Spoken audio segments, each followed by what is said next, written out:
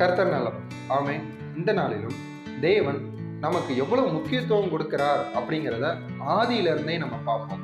வேதம் சொல்லி இருக்கிறது, வார்த்தையினால இந்த பூமிகளையும் பறவைகளையும் ஊர்வன இப்படி மிருக ஜீவனுக்கு எல்லாவற்றையும் தேவனானவர் படைத்தார் அப்படின்னு. ஆனா மனிதனை சிருஷ்டிக்கும் போது மட்டும் தேவன் பார்த்து பார்த்து வடிவமைத்தார். மண்ணினால் மனிதனை உண்டாக்குனார் அப்படின்னு வேதம் சொல்லி இருக்குதுல்ல.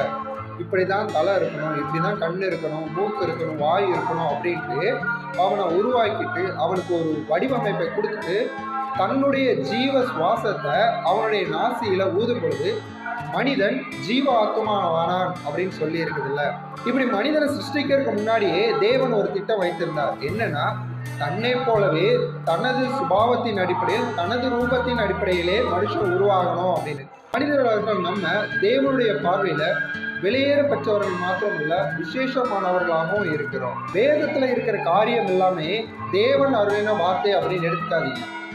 ஏன்னா ஒரு சில மனிதர்கள் நான் ஒண்ணுமே இல்லாதவன், நான் தரித்திரன், நான் செத்த நாய்க்கு ஒப்பானவன் அப்படின்னு சொல்றாங்கல்ல.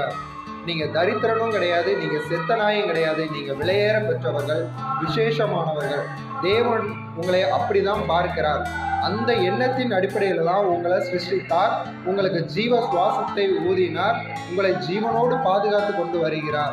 இன்னும் சொல்ல போனா தன்னுடைய சொந்த குமாரனையே உங்களுக்காக தான் சிலுவையில பலியாக ஒப்பு கொடுத்தார். அவ்வளவு மேலான அன்பு தேவன் உங்க மேல வைத்திருக்கிறார். அதை அற்பமா எண்ணிராதீங்க. வெளியேற பெற்ற நீங்க விசேஷமானவர்களா இருக்கிறீங்க அப்படிங்கிறதான் தேவனுடைய பார்வையில் இருக்கிற நிதர்சனமான சத்தியமா இருக்கிறது. அதை விசுவாசிங்க.